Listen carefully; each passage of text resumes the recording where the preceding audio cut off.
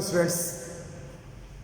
Marketing management में पिछले meeting में हमने प्राइसिंग जो कंपोनेंट होता है मार्केटिंग का, उसके मीनिंग की बात कर लें या उसके प्राइसिंग के जितने मेथड्स हो सकते हैं, टेक्निक्स हो सकते हैं, ये सब आपके साथ डिटेल से डिस्कस की। प्राइसिंग कैसे डिसाइड की जाती है, आज हमारा फोकस ये रहेगा।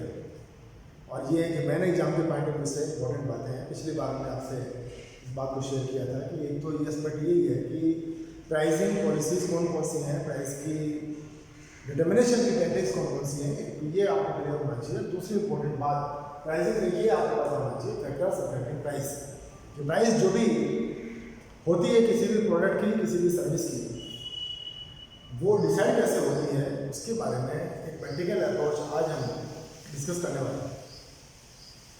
प्राइस यानी वो मूल्य है जो आप चुकाते हैं किसी भी वस्तु को खरीदने के लिए या सर्विस को अवेल करने के लिए। आपके द्वारा पे की जाने वाली जो कॉस्ट है वो कहलाती है उसकी प्राइस।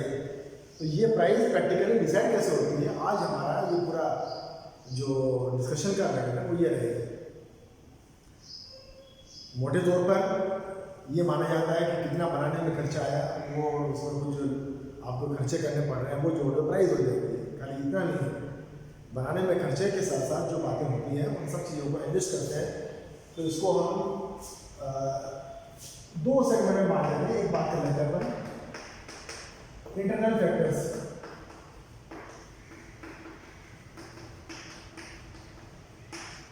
इंटरनल फैक्टर्स को बोलते हैं हम आंतरिक घटक। आंतरिक घटक का मतलब है ये चीज़ें ऐसी है जो हमारी कंपनी से संबंधित हैं, हमारी आंतरिक बातें हैं, अंडर परफेक्ट कंट्रोल। हम चाहे जैसा कर सकते हैं, चाहे जो चेंज करना है, चाहे जो परिवर्तन करना, चाहे जैसा उसको स्वरूप देना, ये हमारे लिए अगर पॉसिबल हो सकता है।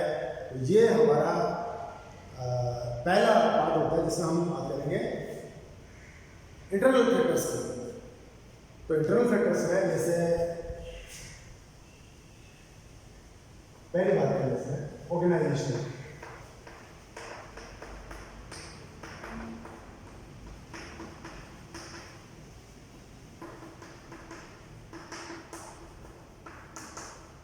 ऑर्गेनाइजेशन फीचर्स या फैक्टर्स, संगठनात्मक बातें। संगठन कैसा है, संगठन किस फॉर्म में बनाया गया है, संगठन में हायरार्किकल जो लेवल्स हैं वो क्या है, कितने हैं, और हमारी ऑर्गेनाइजेशन कल्चर क्या है। प्रोडक्ट्स को लेकर, प्रोडक्ट के जो फीचर्स हो सकते हैं, उसकी प्राइसिंग को लेकर बातें हो सकती है, इसके बारे में क्या बातें हैं, ये हमारे पहला। क्योंकि हम जनरली देखते हैं कि हमारी कोई भी डिमांड होती है, हमको किसी भी प्रोडक्ट की रिक्वायरमेंट है, तो हम सबसे पहले ज़्यादातर जो बात होती है किसी भी हाउस की बात कर रहे हैं, किसी ब्रांड की बात कर रहे हैं, वहाँ पर हमारा अटेंशन या फोकस का इशू बनता है। तो उसको जस्टिफाई करने के लिए सबसे पहले जो देख लें कि हमारे ऑर्गेनाइजेशन फीचर्स क्या है, हमारे सेटअप में क्या क्या बातें हैं, अफोर्डेबल चीज़ें क्या हो सकती हैं, एक्सपेंडिचर लेवल्स क्या हो सकते हैं, ये चीज़ें अगर वेल डिफाइन कर लेते हैं तो इसके साथ हमारे इंटरनल चीज़ें, जिस अगर कोई आपको बिहेवियर बनकर आ रहा है उसको चेंज करना, उसमें डिफरेंस लाना, उसको अल्टर करना, ये हमारे लिए कोई मुश्किल चीज़ नहीं है। दूसरी चीज़ इसी तरह की बात कर लें, ये आती है हमारे मार्केटिंग मिक्स।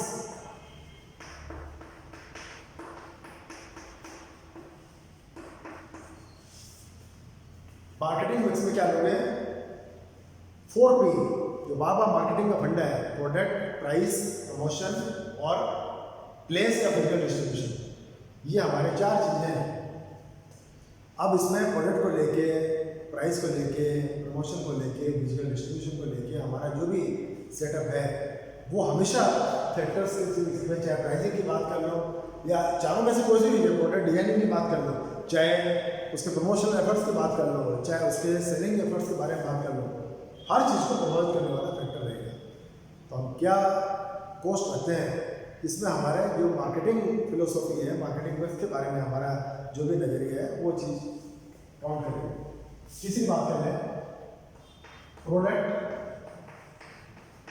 डिफरेंशिएशन।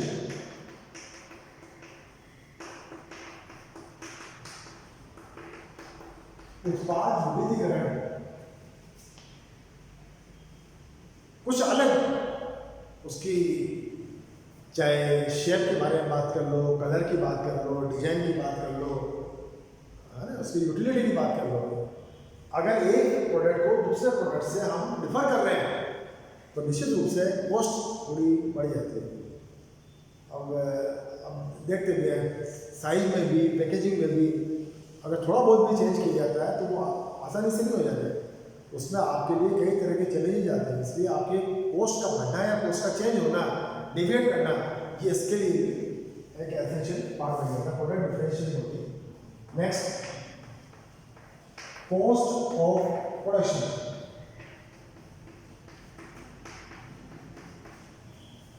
जो हमारे दिमाग में प्राइसिंग का नाम आते ही सबसे बड़ी बात उभरती है, वो यहाँ पर आ रही है, वो है कॉस्ट ऑफ प्रोडक्शन। कितना खर्चा आया, कितना फिक्स्ड एक्सपेंसेस हैं, कितना वेरिएबल एक्सपेंसेस हैं। कुछ फिक्स कॉस्ट आती है, जैसे बिल्डिंग की, आपकी रेंट के बारे में बात कर लो, इलेक्ट्रिसिटी बिल की बात कर लें, चाहे प्रोडक्शन मैक्सिमम होता है या न्यूनतम होता है, वो आपके चार्जेस खत्म नहीं होते, वो चार्जेस तो लगेंगे आपके। वेरिएबल जो आपकी पर यूनिट कॉस्ट को बढ़ा देते हैं, उसके आधार पर डेबिट होते रहते हैं, वो हमारे वेरिएबल एक्सपेंसेस की बात हम कर सकते हैं। वो खर्चे कितने हुए, कॉस्ट कितनी आई, डायरेक्ट और इनडायरेक्ट खर्चों को मिला के जो कॉस्ट आई है वो आपका मेजर चीज रहेगा। इससे कम तो नहीं लेनी है, इतना तो एक वास्तव में खर्चा आया ही है, इतना तो हमने वास्तव में इसके ऊपर एक्चुअल में एक्सपेंडिचर कर दिया है, तो इससे कम में तो हम प्राइसिंग घट लें, इसकी कोई संभावना किसी भी स्थिति में नजर नहीं आती। फिर बात कर लें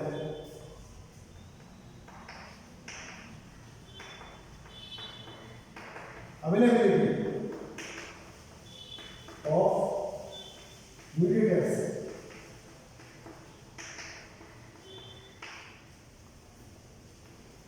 डिस्ट्रीब्यूशन चैनल्स की बात करें, होलसेलर्स हैं, रिटेलर्स हैं, स्टॉकिस्ट हैं, इनकी अवेलेबिलिटी कैसी है और उनके सेवाओं का अगर आप यूज़ कर रहे हैं तो उसके बदले में उनको भी कुछ इंसेंटिव्स आपको प्रोवाइड करने पड़ेंगे।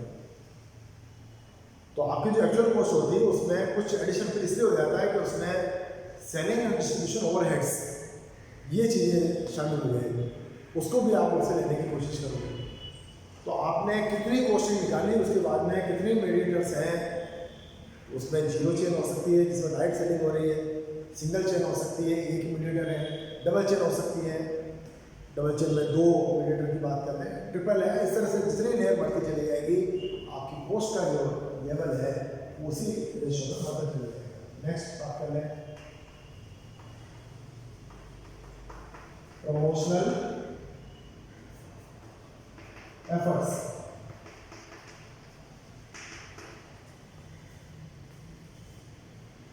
प्रमोशन करने के लिए भी खर्चा करना पड़ेगा, विज्ञापन का खर्चा है, किसी तरह का प्रमोशनल टूल्स आपने निकाला उसका खर्चा है। इन चीज़ों को इग्नोर नहीं किया जा सकता।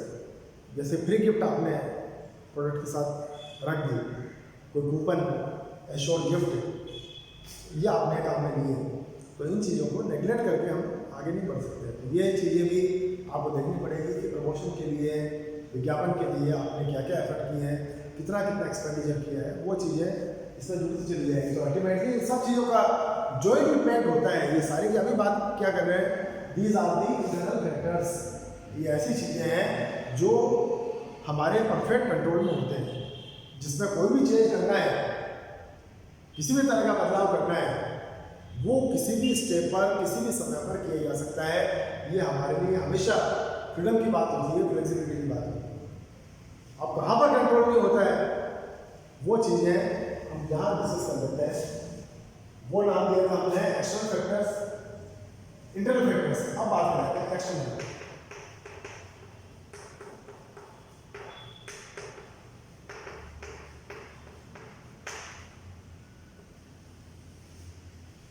एक्सटर्नल नाम से पता लग गया, हम इसको कंपनी के अंदर नहीं पा रहे हैं, ये हमसे बाहर की बातें हैं जिसके ऊपर जनरली हमारा कंट्रोल नहीं होता है। ज़्यादातर बियॉन्ड कंट्रोल की बात कर लें या कंट्रोल करना इतना टिपिकल होता है क्योंकि ये हमारी अकेले के बस की बात नहीं है। अब क्या बातें होती है वो देख लेते हैं। जैसे पहला फैक्टर कर लेते हैं, एक्शन में पहला बात करेगा डिमांड ऑफ द प्रोडक्ट।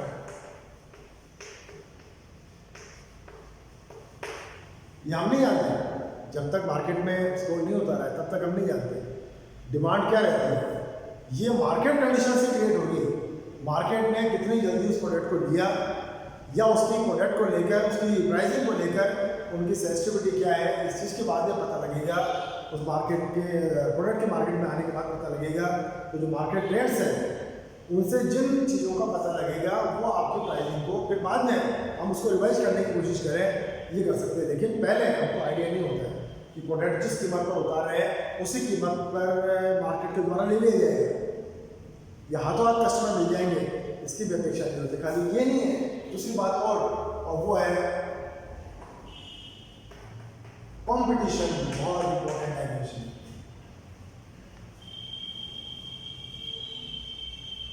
सब कुछ हमारे हिसाब से नहीं चलता है, हमारे कॉम्पिटिटर भी डिसाइडिंग बन जाते हैं। हमने जिस प्राइस के ऊपर प्रोडक्ट ऑफर किया, अगर कॉम्पिटिटर का प्राइसिंग लेवल इक्वल है तब तो कोई दिक्कत वाली बात नहीं है, लेकिन उससे कम या ज़्यादा हुआ तो उसका इम्पैक्ट आपकी सेलिंग के ऊपर दिखना चालू हो जाएगा। और फिर क्या करना पड़ेगा, आपको चेंज करना पड़ेगा। आप उसको कॉम्पिटिटिव प्राइस पर लाने की कोशिश करेंगे। अगर आपकी प्राइस पहले से ज़्यादा है तो उसको कहीं लोअर रेंज में लाना पड़ेगा। और पहले लोअर रेंज पर आप बेच रहे थे लेकिन कंपटीशन में आपको लगता है कि ज़्यादा कीमत रखी जा सकती है, तो ये बाद में पता लगा। एक्शन फैक्टर है, आपको नहीं पता था। बाहर मार्केट की ट्रेंड्स जब नज़र आए उसके बाद में पता लगी। तो कंपटीशन हमको मजबूर करता है अपनी प्राइसिंग को समय समय पर रीडिफाइन करें, रीडिफाइन करें। तीसरी बात करें अपन बायर्स बिहेवियर। उपभोक्ताओं का व्यवहार। उपभोक्ता प्रोडक्ट की क्वालिटी से कन्विंस होता है, उपभोक्ता उसकी प्राइस से प्रभावित होता है, उपभोक्ता मिलने वाले फीचर्स से प्रभावित होता है, लॉन्ग टर्म यूटिलिटी से प्रभावित होता है। ये जब तक मार्केट में हमारा ऑपरेशन नहीं होता है, मार्केट के ट्रेंड्स की जानकारी नहीं होती है, पता नहीं चलता। तो अगर जो प्राइसिंग मैकेनिज्म आपने चुना उसको लेकर कंज्यूमर्स में किसी भी तरह का डिससेटिस्फेक्शन रहा या नॉन कोऑपरेशन रहा तो आपको बहुत जल्दी अपनी प्राइसिंग पॉलिसी में बदलाव करना पड़ेगा।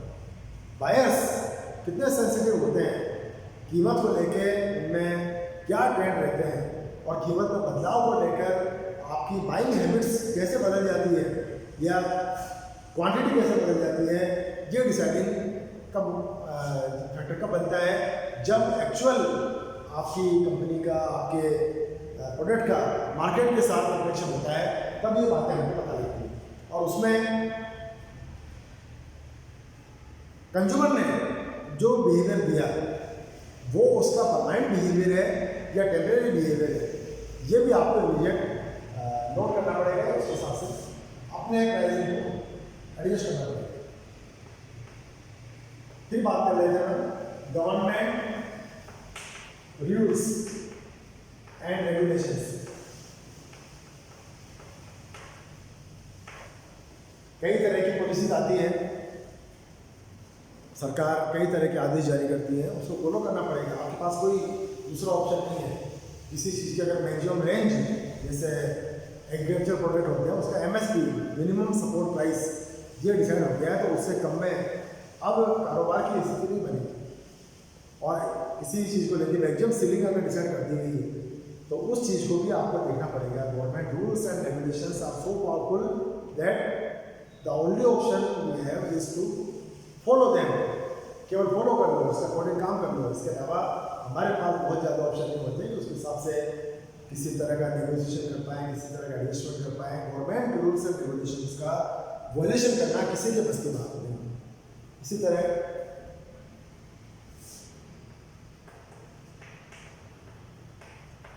Stage of economy. अर्थव्यवस्था की स्थिति, इकोनॉमी कहाँ चल रही है, डेवलपिंग, डेवलप्ड, अंडर डेवलपिंग, या पर एनम ग्रोथ का जो लेवल है वो भी प्राइसिंग लेवल को डिसाइड करने वाला होता है।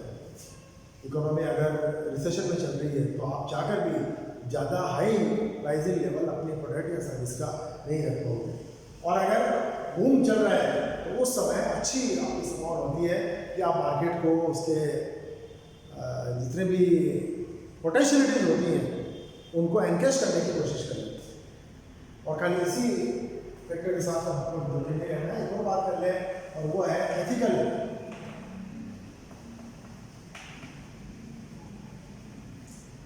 एथिकल वैल्यूज होती है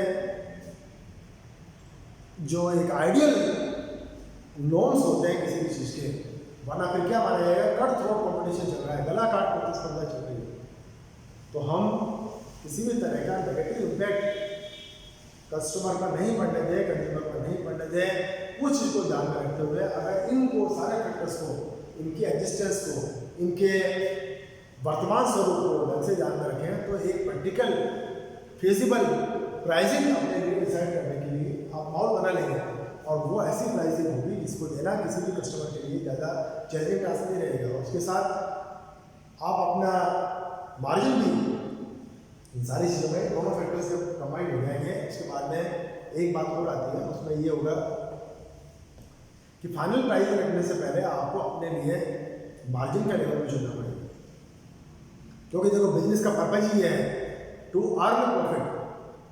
तो अभी तक की क्या बात की है, ये तो हमारी एक्चुअल कॉस्ट की बात आ रही है, कॉस्ट इतनी चल रही है, मार्केट ऐसा मिल रहा है, ट्रेंड ये चल रहे हैं, कॉम्पिटिशन ऐसा है। अब इसमें हमारा मुनाफा क्या है, हमारा मार्जिन क्या है, वो भी एक परमिजिबल लिमिट की बात होनी चाहिए।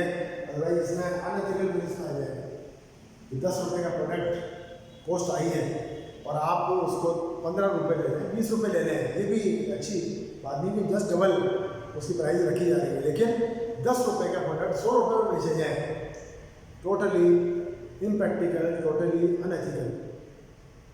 तो वो चीज़ें नहीं बननी चाहिए। अपना रीजनेबल जो मार्जिन हो सकता है जिसके साथ आप अपना एग्जिस्टेंस, अपना ग्रोथ एंड डेवलपमेंट, अपना एक्सटेंशन, एक्सपांशन, इन सब चीज़ों को सुनिश्चित कर पाएँ, मार्केट को सेटिस्फाई कर पाएँ, कंज्यूमर्स की फाइनेंशियल रिक्वायरमेंट्स को ध्यान में रखते हुए प्राइस रख पाएँ।